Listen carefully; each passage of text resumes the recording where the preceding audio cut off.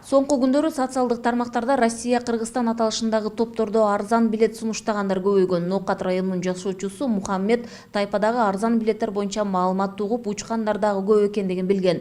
Андан соң 12 февраль күнү Ош шаарындагы кичи райондордун биринде 23 жаштагы Нурай аттуу келинден Санкт-Петербург шаарына эжеси менен карындашына 86 миң сомго билеттин электрондук түрүн алган. Электрондук билет күмөн жаратып, Санкт-Петербург шаары туура эмес жазылгандыктан акчаны берип жатканда коопсуздук үчүн тасмага тартып алган. Текшерүү учурунда 13 мартка рейс жок болуп чыккан. Алданган келинге бир нече жолу эскертүүлөрдү берип, тыянак болбогондуктан милицияга 3 жабырлануучу менен бирге арыз жазган. Жолуктук ошол жерде эжем бар эле, буякта съемкалары бар. Анан ошол жерде бар билетти көрдүк. Эми биз фальшивый экен, биз аны билбейбиз да. Бул жактан 2 лист кармап ушул неме 13 мартка деп билет алдык да. 12 февраль күнү алганбыз билеттичи.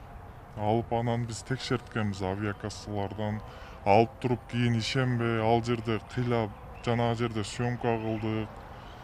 Ошентип анан ошол 13 мартка деп эч кандай авиакассадан бул жок экен, бул рейс болбойт экен, жок экен деп көпчүлүгүнөн угуп, анан возврат деп акчаны кайтарып бер десек, возврат болбой атат, ана болуп атат, мына болуп атат, алдап жүргөн да.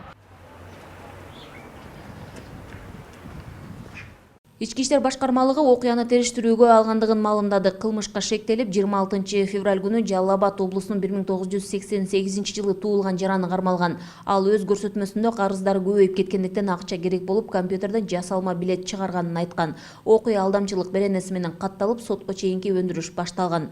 Шектүүнүн баш коргоо чарасы 27 февраль күнү сот тарабынан каралып, жаш балдары болгон үчүн үй камагына чыгарылган. Ички иштер башкармалыгы чет өлкөгө учуу үчүн билет алууда кылдаттык менен көңүл бурууну эскертет. Бул боюнча Ош шаардык иштер башкармалыгынын кылмыштардын жана жоруктардын бирдиктүү реестрине алдамчылык беренеси менен 204 беренеси менен катталып, бүгүнкү күндө иликтөө иштери жүрүп жатат. Бул ишке тиешеси бар делип, Жалал Абад обласынын 1998 жылы туулган НН аттуу тургуну кармалып, бүгүнкү күндө тергөөгө камсыз болгон. Ал алгачкы тергөөнүн алгачкы жүрүшүндө анын берген көрсөтмөсүнө караганда ал аял бир топ карыздары бар экенин, ошодон кыйналгандыгын, ушул ишке баргандыгын айтты. Бүгүнкү күндө ал аялдын 2 жаш баласы бардыгы эске алынып, бүгүнкү күндө үй камагына чыгарылды.